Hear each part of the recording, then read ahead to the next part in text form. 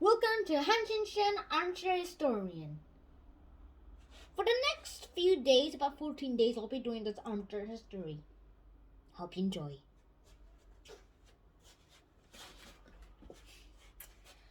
Okay, so in our last episode, we covered up the Renaissance. Clear that! And today we are going to talk about the families of the Renaissance. Now, not all the families in the Renaissance, but literally the two most famous ones, the Borgias and the Medicis. Well, which one do you want first? Clock's ticking, guys. Bing! Who got it? Borgias? No. Medici? Oh yeah, Borgias! Okay, so the Borgias, you might know, if you are grown and love dramas a lot, you might already get familiar with Netflix's Borgia and also the Borgias from the OHPs. And well, literally they also show the Game of Thrones, but we're not going to talk about it yet. Now the Borgias, I have to say, were kind of different. There are a lot of films in the Borgias families, and there are a lot of things that you need to know. All the things that you might have thought were facts from the Netflixes and the OHP Borgias are really actually untrue, because well, they have a lot of differences. There is a video of comparing those two and who gets more points.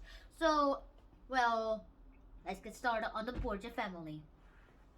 Now, the main Borgia family guy was called Rodrigo. His name is so hard to pronounce. Rodrigo Borgia. Ding ding ding. Yeah, got it. Anyways, Rodrigo Borgia was a Borgian family and was probably the first most famous Borgian family member. And later, well, he ended up into an election as being Pope, and he won and became the Pope. And I have to remind you, the Renaissance was acted its feudal system like the Middle Ages. Well, after Don Quixote was published, the first modern novel. But anyways, when I have to remind you that there were still kings that time, and the popes had more power than kings. Yes, really. I'm not kidding. Anyway, fast forwarding down, after Rodrigo Borgia became a pope, he appointed sons and daughters to run a dynasty.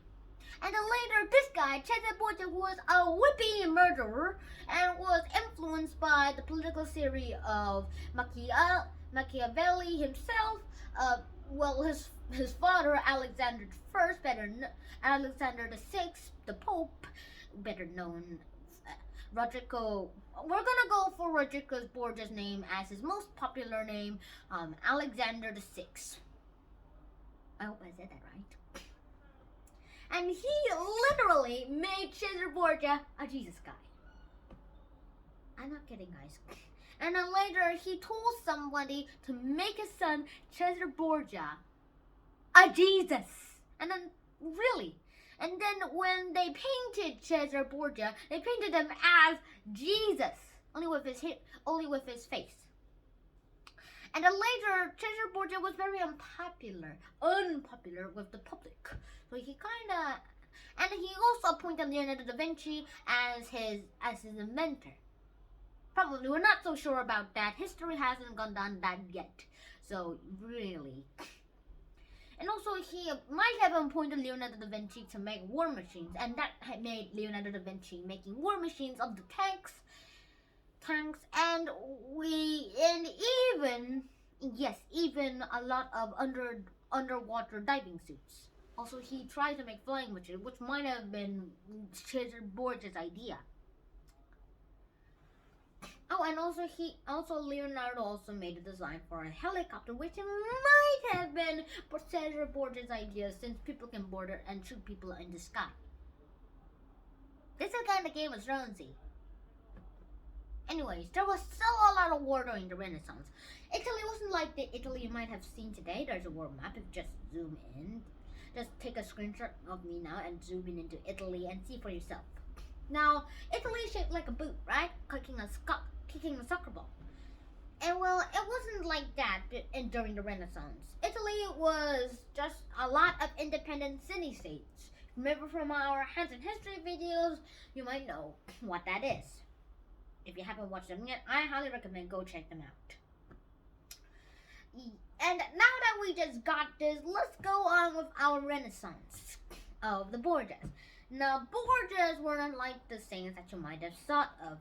Yes, they were ruthlessly, and there are the characters in the Borgia and the Borgias on Netflix and OHP real, but they're facts or untrue. So I'm gonna stick to the facts. Stick to the facts. Yeah. And this was really and this scene that I'm about to tell you is really important about the Borgia family. Later, after Cesare Borgia saw that his power will never fall, his father, the Pope Alexander I, died, and then later he was assassinated by someone. There's a whole video on Archer history from the overly sarcastic productions, and they pictured. And that was one of my main sources for the Borgia family. And they pictured Cesare Borgia's assassination by him getting portrayed in a painting and got assassinated by a ninja. That's not accurately true. That's not true, but the overly sarcastic productions really wanted that. But I'm gonna skip that part. I just wanted to put that part in. This was very exciting to me. Yes, this was real. And also, before we even went into even before the Borgia family was even there was a lot of things that happened. Popes were different, and the Renaissance, was still there. Now, there was a lot of people in this Borgia family, but we're not gonna get into that today. I might do it in my other series on my armchair history, and I'll just see it there then. But it's not the end of our story. It's time for the Medici family. Now, the Medici family was not like what you might have thought. And yes, they ruled Florence, Italy. Now, capital and the main flourishment of the Renaissance. And now let's talk about them. The Medici family was also the guy that you might have seen. You know, the guys who always get painted. And they were also painted realistically. And they also sponsored, no, not the video sponsoring, they sponsored paintings and architects. And usually some of them might appoint people who are very experienced, usually masters, Renaissance men. Usually the Medici family members and other kings would usually appoint masters of the Renaissance man, or very high, or the very master of masters to become, and they sponsor their wealth for like a few years or more, or like until that Renaissance man is dead. Yes, really. And the Renaissance man might work for them for a long time, probably until they die, or they would just quit and go for another master. Anyways, the Renaissance men didn't really have any masters. Renaissance men also became the teachers of small children. The small children kinda had to live with their teachers, like boarding school guys. And those small children, instead of calling students, we called them apprentices. Some apprentices didn't like it and ran away. Some just stayed because they enjoyed it. When Leonardo was an apprentice, he worked on a painting, and he worked on an angel. The master, who was a teacher of Leonardo, saw his angel and saw it realistically. It was the most realistically painted angel, so you can never miss it. Here's why. Leonardo learned all of the painting rules of painting realistically.